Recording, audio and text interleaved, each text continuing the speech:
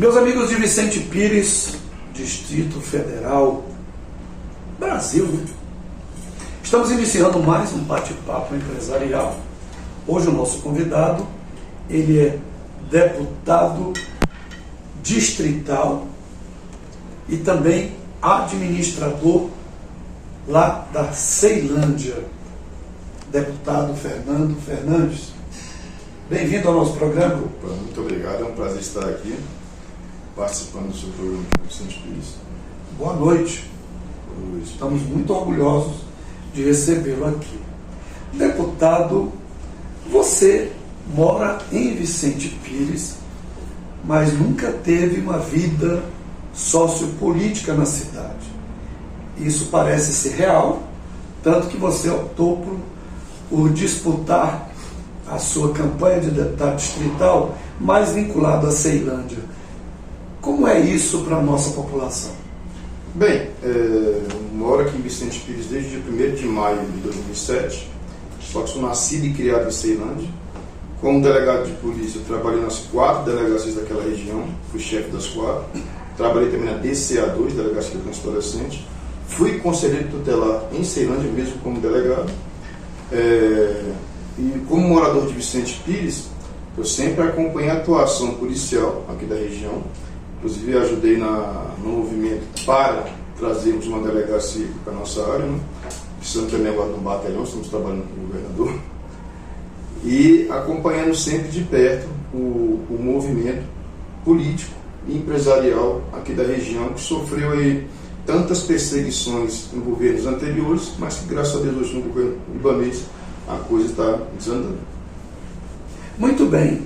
Você foi eleito deputado, com certeza, porque buscou este cargo, esta função, por algum conceito pré-estabelecido de visão de mudanças, de uma prerrogativa diferenciada.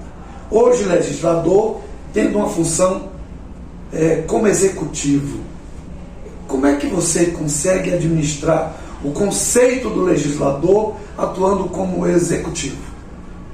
Eu diria que é um casamento bem tranquilo. Como legislador, apresentamos vários projetos de lei na Câmara Legislativa, especialmente voltados para o social, como alimentação gratuita nos restaurantes comunitários, bem como projetos na área de segurança, como o do sinal vermelho com relação à violência doméstica contra as mulheres.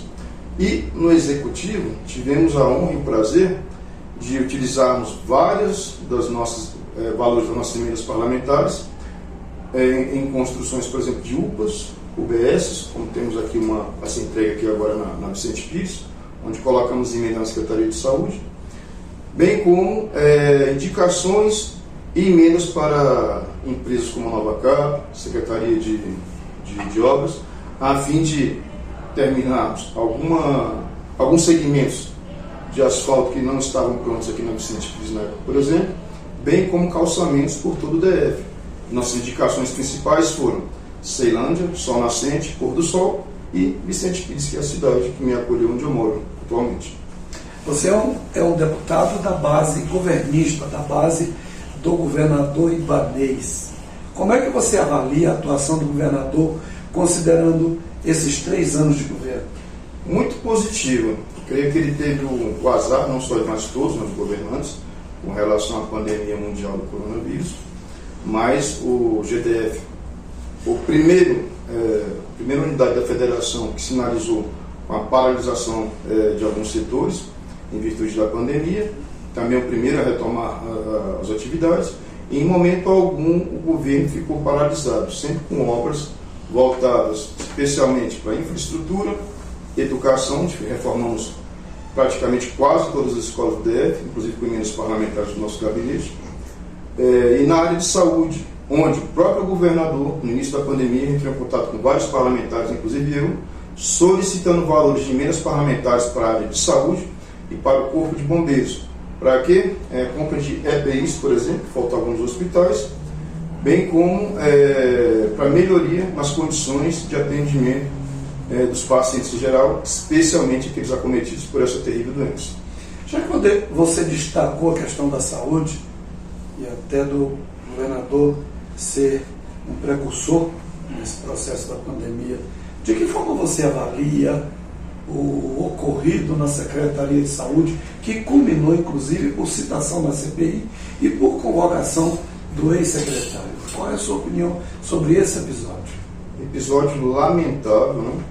Mas que a Polícia Civil, tanto o Ministério Público, tomaram as providências cabíveis, ou seja, não houve aquela questão de passar a mão na cabeça de ninguém.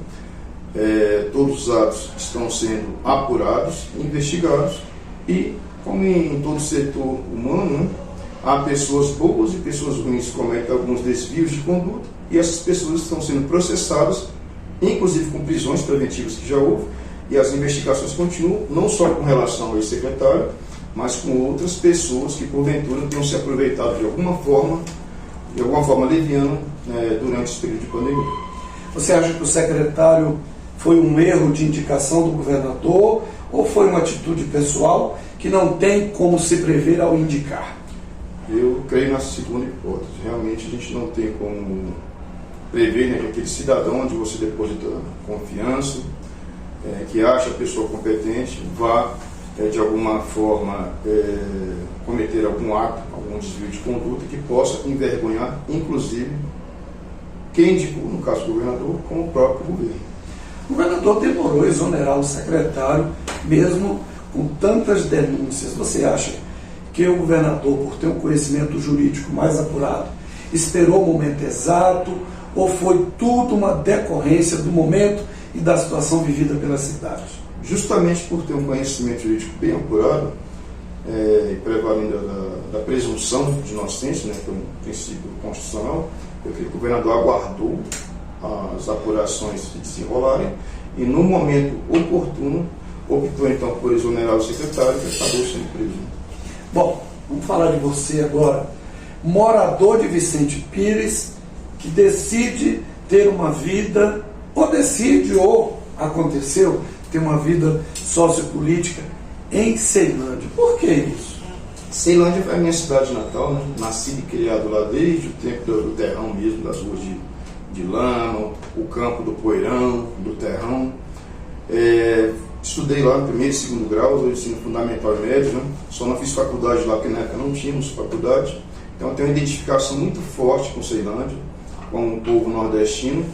E foi de lá que vieram as maiores quantidades de votos na minha eleição.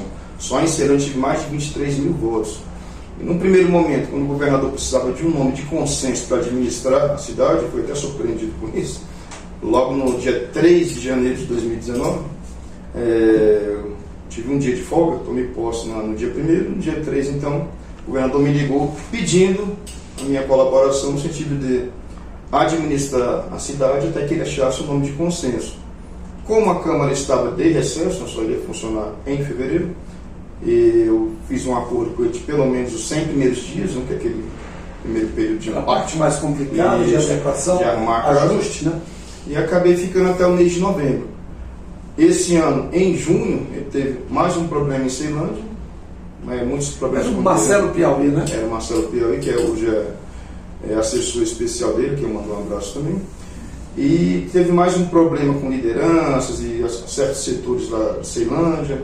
A revitalização da Avenida Hélio Prestes está trazendo um grande transtorno, né, para os comerciantes da Avenida Central. Precisava de um processo de mais proximidade, né? Exatamente, precisava de mais uma vez apagar ali alguns incêndios, né? E como eu fui o mais votado, né, novamente, tenho uma boa relação com as pessoas ali, comerciantes, empresários, então eu resolvi aceitar e estamos acompanhando de perto esse momento ali desse transtorno de algumas obras naquela região. Deu certo? Apaziguou? Sim, graças a Deus deu muito certo. Convidamos os empresários, explicamos para eles que no momento, esse é um momento realmente de transtorno. Só que agora em dezembro, por exemplo, que é um mês forte para o comércio, as obras estão em ritmo lento naquela região, adiantando outros setores, né, a fim de não atrapalhar ainda mais o Natal dos comerciantes, mas que em breve eles terão uma nova avenida revitalizada, moderna, inclusive com a valorização dos seus imóveis. O coração fica como? Porque você mora aqui, mas está lá, passa o dia inteiro lá e vem dormir aqui. É como se, não sei se a comparação se adequa, mas está em casa e está na outra casa. É o caso do cara que tem 2 mães ou 2 filhos, não é? 2 famílias. Né? É 2 famílias. Uma você está aqui e a outra você tem que estar lá. Você tem conseguido conviver bem com isso, no atenuante de ser um legislador que precisa olhar para as 2 cidades da mesma forma? Tenho, graças a Deus tenho tido uma boa convivência aqui com as lideranças de Vicente Pires, o nosso querido administrador Daniel de Castro, também aqui mando um grande abraço. Ajudado sempre que possível, tem assessoria aqui dentro de Vicente Pires, né? Com emendas parlamentares, com indicações, com o mesmo carinho que tem por Ceilândia, Sol Nascente, Pôr do Sol e outras regiões, porque a gente sabe que um deputado distrital, ele não é um deputado distrital da cidade A, B ou C, ele acaba sendo deputado distrital de todo o DF, né? Inclusive nós ajudamos várias escolas, 54 escolas em Ceilândia, praticamente a metade com emendas parlamentares e outros projetos, e também tivemos o prazer de ajudar outras 100 escolas, mais de 100 escolas, espalhadas por todo o DF, com melhorias que vão das mais simples, como reforma de banheiro, até a construção de quadra coberta, para um conforto maior para os alunos, professores e as pessoas que frequentam a escola. Bom, falamos um pouquinho da sua relação com o Executivo, com o governador, um pouquinho da atuação parlamentar, você focou um pouquinho em Ceilândia, agora vamos focar aqui. Vamos falar de Vicente Pires um pouquinho. Sendo morador daqui, tendo um conceito de convivência bem continuado aqui, que necessidades a nossa cidade tem que você acha que são vitais hoje de serem atacadas? Atacado no sentido de buscar soluções. Eu creio que a principal é o término das obras em algumas ruas. Temos a Rua 4 lá, por exemplo, que vira e mexe está aí na mídia, nas reportagens, né? Foi uma obra que começou, teve problema com a empresa, nós acompanhamos, colocamos algumas emendas na Secretaria de Obras para fazer algum paliativo, mas, infelizmente, nesse momento de fortes chuvas, pelo jeito só vai terminar no ano que vem, né? Mas estamos acompanhando. Segundo, o que a gente verifica aqui também é a reclamação de muitos moradores, iluminação em algumas partes, como por exemplo o calçadão na via aqui em volta da Vicente Pires, né, próxima à estrutural, onde muita gente, mulheres, idosos, fazem caminhada e quando escurece mesmo, fica tudo escuro. Nós já pedimos um projeto para a SEB, que é que mexe com a iluminação pública, a fim de colocarmos emenda parlamentar no sentido de, juntamente com a administração regional aqui de Vicente Pires, trazermos esse conforto aqui para os moradores. Temos também muitas reclamações com relação ao Taguapá, que é a nossa referência aqui em Vicente Pires, como por exemplo campo de grama sintética, melhor iluminação, mais parques para as crianças, não só ali naquela concentração do Taguapá, onde tem aquela fonte, mas espalhado por todo o parque. Também já pedimos um estudo do nosso gabinete, a fim de podermos colocar também emendas parlamentares para a revitalização. Com relação à segurança, o pessoal também, eu que sou da área, além da delegacia, o pessoal pede também mais policiamento ostensivo, onde nós já sugerimos ao nosso governador um batalhão da polícia aqui dentro, ou pelo menos uma companhia, para que tenha essa proximidade maior dos comerciantes e dos moradores com a polícia militar, com a polícia civil. A gente não tem esses dados bem atualizados, mas eu tenho dados de 2020, de que houve um crescimento muito acentuado no aspecto desses furtos, roubo, furto em residência, invasão em condomínio, essas coisas. Especialmente furtos. Como é que você... porque eu sei o seguinte, olhe bem, você é parceiro do administrador, vocês são parceiros de governo, isso, mas são parceiros concorrentes, porque o administrador é pretenso candidato a deputado distrital. Não sei se você vai ser candidato à reeleição, não lhe perguntei isso, aproveito para perguntar. Sendo assim, a gente sabe que existem os atenuantes de processo e de interesse. Você tem administrado bem isso em relação à cidade? Totalmente. Eu costumo até brincar com o pessoal quando a gente se encontra com os pré-candidatos, no caso o próprio Daniel de Castro. Ele, apesar de ser um pré-candidato declarado a deputado distrital, e eu também já afirmo aqui, a minha pretensão é a reeleição distrital, eu creio que na Câmara nós temos 24 vagas para todos, e até parabenizo ele pelo belo trabalho que vem fazendo aqui na Vicente Pires, me surpreendeu positivamente. acompanhando de perto as obras, sempre procurando deputados. Ele já até nos procurou no nosso gabinete, independentemente de sermos concorrentes ou não. Ele tem a humildade de procurar os deputados e pedir ajuda para a cidade, em nome da cidade. E isso é um gesto muito digno da pessoa dele, porque a gente sabe, como você bem disse, que muitos não se falam, não se procuram, não se relacionam, justamente porque virou uma barreira, virou uma barreira. Somos inimigos, quando na verdade não é inimigo, somos concorrentes. Que ser concorrente não é ser inimigo, né? Exatamente. E geralmente criam barreira. Mas que bom que você tem conseguido administrar essas situações, porque a gente sabe que no contexto da política, a maneira de solucionar certas situações é derrubando o concorrente. Na verdade, criando temáticas de críticas, né? E criando nebulosidade sobre a perspectiva e sobriedade do trabalho e da potencialidade de cada um. É fake news na roda hoje. Vicente Pires tem algumas outras necessidades, deputado e administrador. Você, como administrador, você consegue inserir-se num contexto de realidade da comunidade diferente do deputado. O deputado tem outras situações que se diferem ou se difundem pela criação de leis, correção de leis ou de outras temáticas. Mas a nossa cidade, ela está em pleno processo de regularização.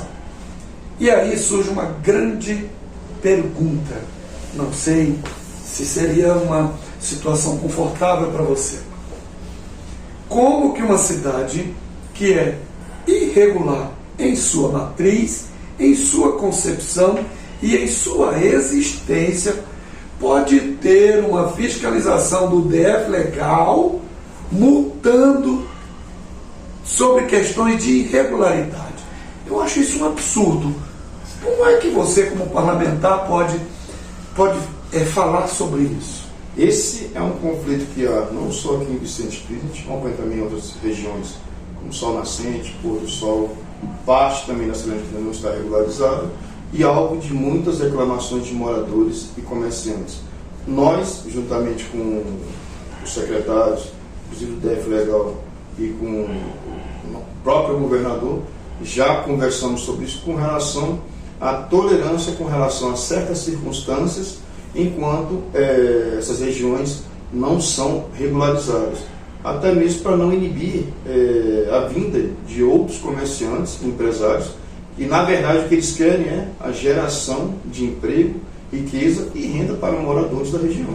Eu falo como empresário, claro que eu convivo aqui há 15 anos e sei quais são as necessidades dos moradores. Quem comprou para vir morar aqui, comprou de boa fé, mesmo que tenha sido de um grileiro. Aí é um problema do grileiro. Isso. E o problema do grileiro não tem nada a ver de quem comprou de boa fé. Isso é uma questão de justiça. A justiça que resolve. Do mesmo jeito, quando uma cidade está se constituindo, que como é que eu analiso, deputado? Essa cidade há 10 anos atrás tinha uma nuance. Hoje ela tem uma outra realidade. Vicente Pires está inserida entre as cidades, as 10 cidades do Brasil com maior potencial de crescimento. Isso é uma coisa muito nobre, fantástica. Ao invés do DF Legal estar aqui coibindo o crescimento, deveria, em minha opinião, claro que é só uma opinião, você que é o legislador, a Câmara difundir um processo de corte para acabar com os excessos, mas sem inibir o crescimento natural, porque não tem como coibir o crescimento econômico. Como é que você vê isso? Concordo, tanto é que a nossa loja, a Lei de Uso e Ocupação do Solo, já prevê os espaços até onde pode-se crescer, os espaços destinados à criação de empresas, comércio, a fim de evitar também, como você bem disse, os excessos, né? E prestigiando aqueles que já estão investindo na cidade há muitos anos. Coincidentemente também estou aqui há 15 anos como o senhor, e vejo que realmente a nossa cidade ela cresceu e se desenvolveu muito rapidamente. E hoje, quem mora em Vicente Pires tem orgulho de dizer que mora aqui na cidade. Nós temos cerca de 3.300 empresas aqui. Desde as mais pequenas. Desde as pequenininhas que tem 2 funcionários, a que tem 150 funcionários. Chamamos de os nanicos, os pequenos, os médios intermediários e os grandes, que são pequenininhos, mas existem, gerando hoje, direta e indiretamente, cerca de 26 mil empregos. Isso não é um número pequeno, considerando que isso significa até um quarto da população, se o número de 100 mil, que é projetado hoje para a nossa cidade, for real. Então a gente gera cerca de 26 mil empregos. Um quarto de moradores é o que o empresário gera de emprego. Então, você não acha que ao invés do DF legal vir aqui coibir o crescimento, o desenvolvimento, alegando infração ou delito, não seria o caso de juntar toda a comunidade empresarial e criar um conceito de corte para que, ao invés de haver uma revolta ou coibir o crescimento, ajudar na conscientização e manter o desenvolvimento socioeconômico? Concordo plenamente. Inclusive a LUOS, uma das funções dela é justamente são essas reuniões com moradores e comerciantes da área, a fim de definir os setores de cada segmento comercial. E eu creio que a função do DF Legal e do próprio secretariado, dos administradores, seria não de multar ou de punir, mas de orientar e verificar as necessidades a fim de que isso chegue até o Executivo, seja encaminhado à Câmara Legislativa, para que anualmente a gente possa adequar a LUOS à realidade. E as necessidades. Exato. A cidade cresce, desenvolve. Bom, falamos de tudo, agora vamos falar de política, deputado. Como você vê a situação do governador na busca pela reeleição? Bom, até o momento é o que a gente percebe, as iniciativas, as relações, entendimentos, é que o governador Ibanez vai para uma reeleição. Como é que você vê isso? Diria que o quadro atual é bem favorável ao nosso governador. Eu diria que durante esses 3 anos de mandato o governo não parou, teve suas dificuldades devido à pandemia, e não vejo hoje, dia 6 de dezembro de 2021, um nome que pudesse bater de frente com o nosso governador, pelo trabalho que ele vem feito, pelas suas ações, né? E até pelo pulso firme em situações, como a gente falou, no caso de desvios na saúde. Bom, sendo você um deputado do PROS, e aí no cenário nacional o PROS tem uma proximidade com o governo Bolsonaro, como é que a gente consegue entender um presidente que os seus partidaristas, os bolsonaristas, dizem que ele mudou o Brasil, que criou todos os conceitos de mudança para o país, mesmo sendo um direitista, né, e um extrema-direita, aparecendo em todas as pesquisas, né, como uma segunda ou terceira opção. E essas pesquisas apontam um ex-presidiário, que é o que todo mundo fala, que inclusive os bolsonaristas citam, acabou o país, ladrão, bandido, mas está liderando todas as pesquisas. A pergunta é, o governo Bolsonaro é ruim, fala mal, ou ainda não achou um contexto político capaz de barrar esse possível desenvolvimento do Lula? Eu creio que o nosso presidente Bolsonaro, ele em alguns momentos errou, principalmente em algumas declarações, e também com relação a alguns momentos durante a pandemia, ao negar, né, o tamanho do problema do coronavírus, e no primeiro momento titubear ao adquirir vacinas. Mas logo em seguida, eu acho que ele reconheceu o erro, apesar de não admitir publicamente, e começou a investir pesado nesse segmento, né, da vacinação. Até que hoje o Brasil é um dos países com o maior número de vacinados do mundo, né? E com relação às pesquisas, a gente fica com um pé atrás, porque por enquanto, eu creio que ainda é cedo, né? Temos o Bolsonaro já como candidato, temos o Lula, né, como todos dizem, ex-presidiário, realmente ficou preso, todo mundo sabe o que foi que ele fez com o Brasil, e temos também outros nomes surgindo, como Sérgio Moro, Dória, entre outros, que creio eu que até o carnaval vão incendiar essa disputa aí com suas alianças políticas, né, que devem surgir no decorrer desses próximos meses. Eu me referi ao Lula como ex-presidiário, não como conceito jornalístico. que eu aqui não tenho o direito nem o poder de fazer nenhuma conceituação sobre esse ou aquele. Mas é um fato. É o que se fala, é o que se comenta, e aí eu estou falando aqui mais no conceito expositivo, claro. E não como narrativa. Mas você não acha também que um dos atenuantes para o quadro atual de insegurança e incerteza sobre o governo Bolsonaro foi a sua forma de se relacionar com o Congresso Nacional? Não só com o Congresso, mas muitas vezes também com a imprensa, né? Ele realmente teve a coragem, né, entre aspas, de peitar, digamos, alguns tubarões do Congresso, mas eu creio que depois ele viu a necessidade do Executivo fazer alianças com o Poder Legislativo, porque senão os projetos, as ideias não caminhavam, né? Então, em um determinado momento, eu creio que ele voltou à normalidade e viu sobre a sua necessidade. Então, muita gente o critica por ter se aproximado bastante do Centrão, quando no início do mandato ele é totalmente contra alianças, não falando alianças espúrias, nem o tomar lá da cá, mas alianças mesmo políticas que devem ser feitas e são necessárias para que projetos passem pelo Legislativo. Eu queria lhe fazer uma pergunta, e se você também não quiser responder, fique à vontade.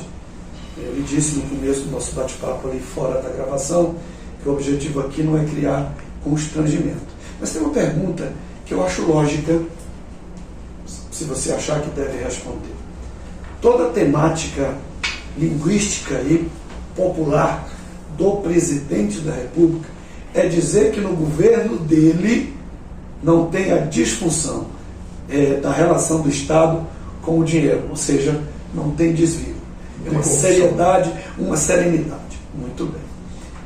Eu vou colocar duas situações para você. A primeira, o que se comenta sobre o Centrão é que a pior coja de político está no Centrão. E segundo, todo mundo sabe o tanto de processo que tem o Ciro Nogueira, que inclusive é meu correligionário. Eu votei no Ciro Nogueira na época para vereador, eu conheço a política e sei quantos processos ele tem. Isso não é uma dicotomia, um presidente que fala da sobriedade, trazer para próximo dele, para uma das funções mais nobres de um governo, um cara cheio de processos? Não é uma contradição? Eu creio que ele partiu do princípio da presunção de inocência, né? Porque muitos ali, a gente sabe, tem vários processos, mas nunca foram condenados ou foram sentenciados como inocentes, né? Não sei o caso do Ciro Nogueira em especial, por exemplo. E eu creio que o presidente em si é uma pessoa honrada e honesta. Até hoje, não estou falando da família, de pessoas próximas, falando do presidente. Jair Messias Bolsonaro até agora se mostrou-se uma pessoa honrada e honesta. Em determinado momento, teve que fazer algumas alianças e, infelizmente, no meio dessas alianças, algumas pessoas, como os nomes que você citou, acabaram sendo agregadas ao grupo e, creio eu, baseado no princípio da presunção de inocência. Agora eu vou lhe fazer uma pergunta para você me responder sim ou não. No caso do Bolsonaro, a gente pode levar para o campo do futebol como aquele juiz que até os 44 fez direitinho, a gente não pode elogiar antes de terminar o jogo?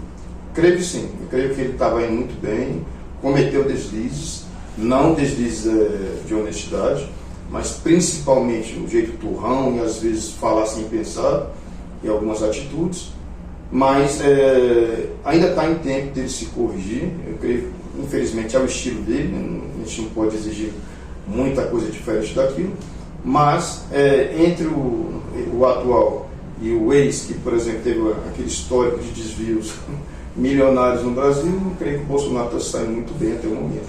Agora vamos para o final da nossa entrevista e vamos para um bate-pronto, que você pode também chamar como pinga-fogo, com respostas curtas.